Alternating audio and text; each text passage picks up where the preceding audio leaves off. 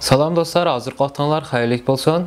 Bu videomda iqtisoddagi asosiy hukmlardan to'xtalib o'taman. Har vaqt oldimizga uchraydigan hukmlar, shunga diqqat qilib anglashinglarni umid qilaman. Ehtiyojlarimiz majburiy ehtiyojlar va majburiy bo'lmagan ehtiyojlar deb ikkiga ayrildi.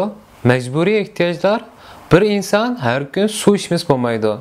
Shunga suv almoq majburiyatida. Turbidan ichalaysiz, lekin turbining suyining qanchalik pokiz ekanligini bilmaysiz. Shunga normalda suv setib olishingiz sizdan majburiy ehtiyojingiz kirdi.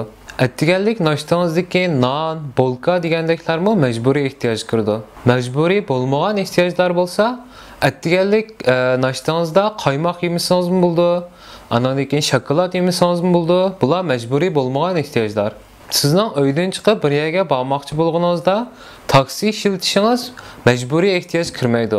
Lekin avtobus yoki metro ishlasangiz bu bir majburiy ehtiyoj kirdi. Mushularga o'xshash majburiy va majburiy bo'lmagan ehtiyojlarimiz bor.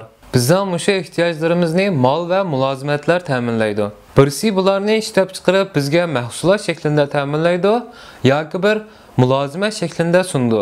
Masalan, bir taksi shoferi sizga taksi mulozimati sundi. Bir yerdan yana bir yerga berish xizmatini sungan bo'ldi.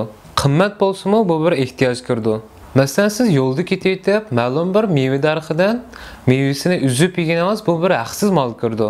Ammo birisi ishlab chiqarib buni sizga sungan bo'lsa, bu bir iqtisodiy mol kirdi. Iqtisodiy mol deganimiz ma'lum bir mahsulotning yoki ma'lum bir mulozimatning sizga pul qarshiligida sunishi. Iqtisodiy mollarmi ikkiga ayrildi. O'rnini to'shqiza oladigan mollar va qo'shimcha mollar. O'rnini to'shqiza oladigan mollar deganimiz, masalan, siz choy ichmoqchi, lekin uyingizda choy qolmadi. Qahva bor. Choyning o'rniga qahva ichsangiz, bu choyning o'rnini to'shqazgan bo'ldi. Shunga bu bir o'rnini to'shqiza oladigan mollar kirdi. Qo'shimcha mollar deganimiz, ya'ni to'liqlig'ichi mollar bo'ldi. Masalan, sutli qahva. Sut bilan qahva bir-birisining o'rnini to'liqlaydi. Masalan, biz attigini ichadigan atgan choy. Choy bilan sut bir-birisining o'rnini to'liqlaydi. Choy bilan shakar bir-birini to'liqlaydi degandek. Masalan, bularni do'konlarda sotgan vaqtida ayrim-ayrim sotadi. Sut parashuki bilan qahvani ayrim sotgan o'xshash. Bu yerdagi mollarmi ikkiga ayrildi. Birisi iste'molchi mili, yana birisi bo'lsa ishlab chiqaruvchi mili. Iste'molchi mili bo'lsa, nihoyat tezdan sizning ehtiyojingizdan chiqadigan mollar. Do'kon kirib ham elib iste'mol qila oladigan, masalan, kompot, marojna degandek. Bu mallarmi chidamliq mallar va chidamsiz mallar deb ikkiga ayrildi. Chidamliq bo'lgan mallar bo'lsa, uyimizda ishlatadigan to'nglatqi, kir yuvish mashinasi degandeklar. Bu mahsulotlarga uzun muddatli kafolat berildi. Chidamsiz mallar bo'lsa, bir qitim ishlatib bo'lsangiz ham tugaydigan mallar.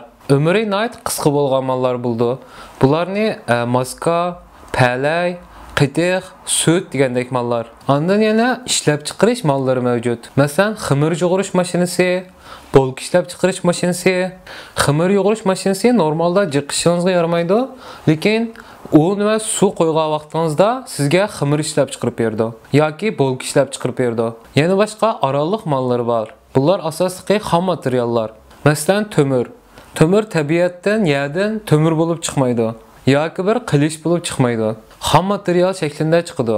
Buni insonlar ishlab temir shakliga keldi va qilish yasab chiqadi. Yoki qo'shiq, pichoq degandek narsani yasab chiqadi. Oxirida baho degan nuqtadan to'xtalib o'tay. Baho deganimiz bir mol yoki mulozimatning qimmati. Bir narsaning ustiga qanday baho yozilsa, cho'qim shu baho bo'lmaydi. Tijoratda qabul qilingan qimmat baho bo'ldi. Masalan, bir butulka suvning bahosi 1 lira bo'lsa, bu suvning bozordagi qimmati bo'ldi. Bir ekmekning, ya'ni bolkuning qimmati 2 lira bo'lgan bo'lsa, buning bozordagi bahosi 2 lira bo'lgan bo'ldi.